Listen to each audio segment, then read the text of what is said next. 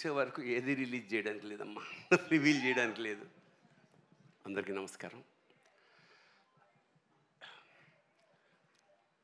కమల్ హాసన్ గారి సినిమా మరో చరిత్ర దీపక్ మహల్లో చూశాను ఇక్కడ. అది చూడడమే ఒక అదృష్టం.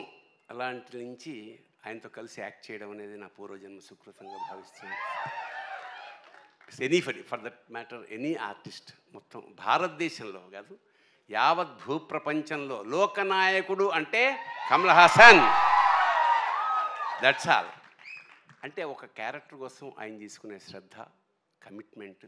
So he transforms into a character. That is the greatness of Kamal Haasan. చరిత్ర మనకి బంగారు పుటలు చరిత్ర రాయాల్సి వస్తే కమల్ హాసన్ కోసం ఒక పేజీ కాదు, ఒక పేరా కాదు, ఒక బుక్ రాయాల్సి వస్తుంది. అలాగే మణిరత్నం సార్, ఆయన సినిమాలు చూసి పెరిగాం మేము. ఆ క్రమంలో నాకు అద్భుతమైన అవకాశం మిస్ అయింది ఒకప్పుడు. రజనీకాంత్ గారి సినిమా ఒకటి. తర్వాత అంటే ఆ వేషానికి నువ్వు అంతా చెక్ చేసిన తర్వాత నువ్వు సూట్ కావు, ఈ క్యారెక్టర్ ఏజ్ సరిపోలేదన్నారు.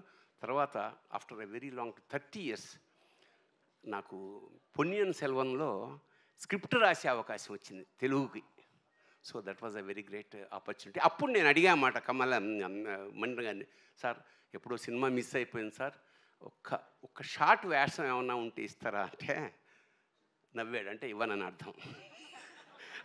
తర్వాత ఫోన్ వచ్చింది, చాలా పెద్ద వేషం, చాలా మంచి వేషం, వీళ్ళందరితో కలిసి చేసే అదృష్టం. మా నాజర్ గారు is one of my best friend in the industry.